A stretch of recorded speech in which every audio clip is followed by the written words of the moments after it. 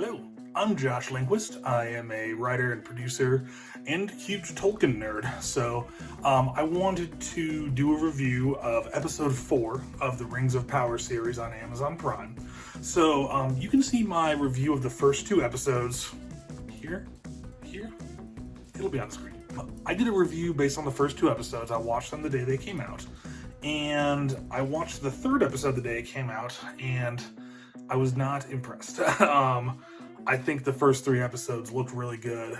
So from a technical standpoint, the prop design, the costuming, the special effects, the set design, the music, the acting, I really enjoyed. But I thought the writing, I was not impressed with it. I lay out in that video the few cool scenes from those first 2 episodes. I really wasn't impressed with the first 2 episodes. I felt like in 3, barely anything happened. So I stopped watching the show. I kind of gave up on it. I was like, look, House of Dragon's out. That show's awesome. Andor's out. And I started watching a bunch of shows on Apple Plus. I watched Severance, which was excellent. For All Mankind. I just finished season 1. That was really good. And I watched the first 2 seasons of Mythic Quest, and that was super fun. But anyway, there's so much content out. After the first 3 episodes of Rings of Power, I was not having it. I just was really disappointed, stopped watching. But as you can see I'll put a link somewhere here. I had a podcast with my buddy Mike Farrell, a Nerds and Friends exclusive, and he was saying that he's watched up through episode 6 of Rings of Power, and he said episode 6 is excellent. I have had a few other friends reach out who have finished the show and said they really liked it, so I decided, somewhat against my will, I decided to watch the entire Rings of Power show, and so I just watched episode 4 tonight. And keep in mind, I watched the first 3 episodes back on the days they premiered. And so it's been a couple weeks since I've watched it. And so watching episode 4 today, here's my thoughts. I thought the hair and makeup, the costumes, the props, the set design, the music, the special effects, the locations they chose for scenery. The show looks beautiful. I love that. The show looks fantastic. As I was watching the episode, for the first part of it, I was like, just reminded how weak the writing is. There was just a lot of scenes that felt... The stuff in Numenor was just like, oh my goodness. By the way, for this review there, spoiler alert, I am going to get into spoilers of what I've seen so far.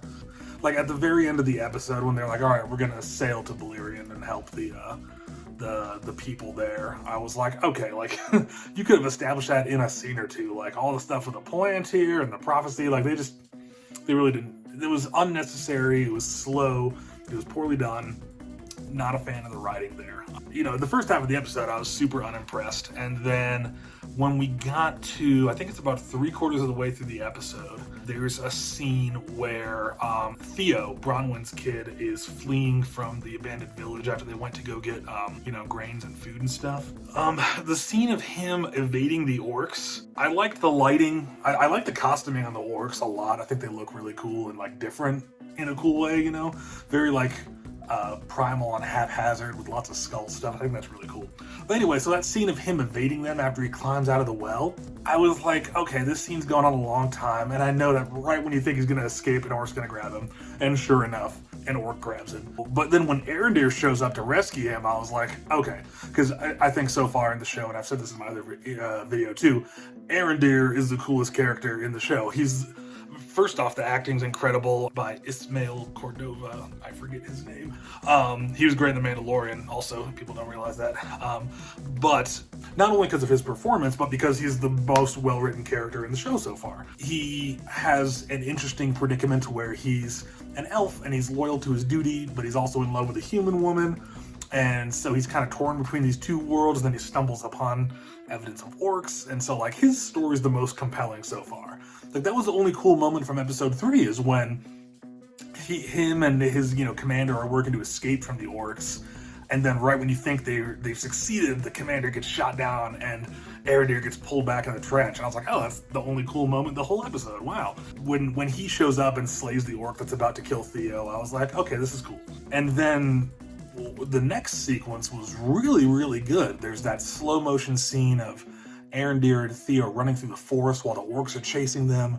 It's slow motion, the lighting's beautiful. Bear McCreary's music is just at peak awesomeness because Bear McCreary's awesome. Like that scene, I was like, oh, this is really cool. And then when Arondir catches the arrow and fires back, I was like, yeah!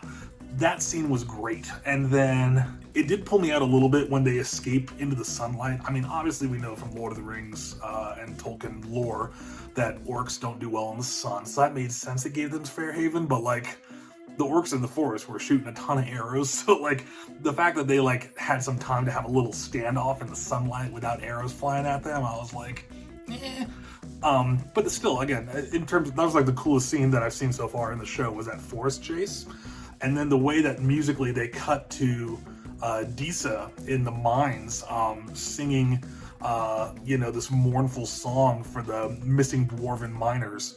That was a really cool scene too. The music in that scene, and I love the set design and the props with the dwarves. They've done a great job.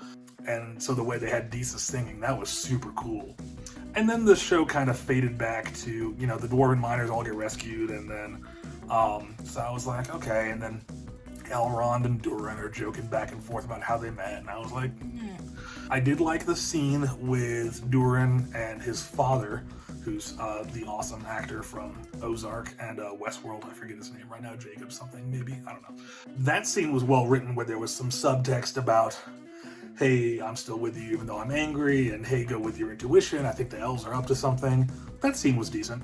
And then when they go back to, I think it's Ostirith is the tower where all the people are holed up, and Arondir's there. The scene where Theo is like recovering from his injury, and then the old tavern owner, farmer guy, whatever, suddenly he comes up and he knows about that sword hilt and he gets all menacing with Theo. That scene was cool. It was creepy, it was ominous, it was foreboding, it's setting up something darker. I was like, okay, that's pretty cool. And then they went, the ending scene was some more nothing boringness at Numenor, so I was like, but anyway, so overall, that's kind of, sorry for my rambling, that's just my first thoughts after seeing episode 4. Again, I'd say there were about 10 minutes of really solid stuff there, and then the rest of the episode was pretty weak. But I wanted to geek out over the parts I thought were cool because, again, the few scenes in there that were cool were very cool. I liked them a lot. They were well done.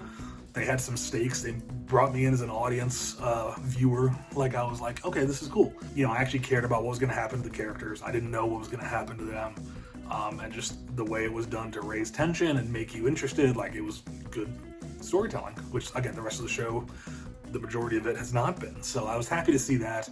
I'd say overall episode 4 is the best one of the show that I've seen so far. Of the first 4 episodes, I think 4 was the best. If this trend continues, maybe by the end of the show it'll be good. I don't know. Like and subscribe if you like my movie reviews, and check out my podcast, Nerds and Friends. We do lots of cool reviews on there in addition to awesome guest interviews. So yeah, thanks for watching. See you next time.